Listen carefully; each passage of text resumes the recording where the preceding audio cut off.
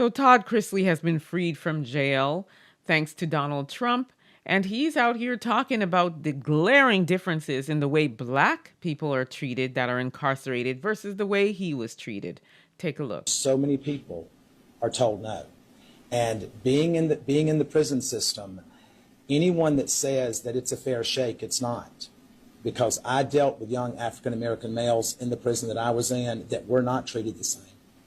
They were denied programming. They were denied access to certain things. I was not denied that, but we know why I wasn't denied that. And so I think that that is a much bigger picture that we all as a society as a whole need to look at, that we are one. And whether you're Republican, Democrat, or whatever, at the end of the day, when you're in that hospital, you don't care if it's a Democrat treating you or a Republican. Well, this is nothing new. This is something Black activists, former incarcerated Black people, you name it. We've all been saying it. Nothing new under the sun. But Todd Chrisley has gotten out and he's saying it. And that's great that you're saying it. But now, what are we doing about it?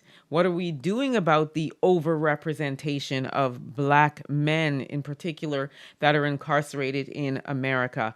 What are we saying about the over-policed Black men in America? What are we saying about that? So now we know for sure about the over-policing and the over-incarceration. Now we have somebody that's the folks that's speaking out about the way that they're being treated in prison. So now that you are out, Todd Chrisley, not that I'm expecting you to become the great white hope, but since you're out here talking about it, don't just be about the talk. What are we going to do about this? How do we address this systemic racism that goes on in the legal system in the whole? Not just the prisons. We're talking about court. We're talking about lawyers. We're talking about police. The whole entire system. What are we going to do about it? How do we fix this? Well, we can't really fix what we don't measure, right? Judges need to be held accountable for one thing. When two people do the same crime, Black versus the folks, but the Black person gets triple the time. No more letting prison guards and wardens investigate themselves. We need outside watchdogs with the power to investigate abuse, solitary confinement, racial discrimination, and even who gets access to programs or parole, right? We need to stop turning prisons into trauma factories. Fund programs that actually prepare people to re-enter society, education, therapy, job training, not more cages and lockdowns. Healing reduces re-offending. Harshness doesn't.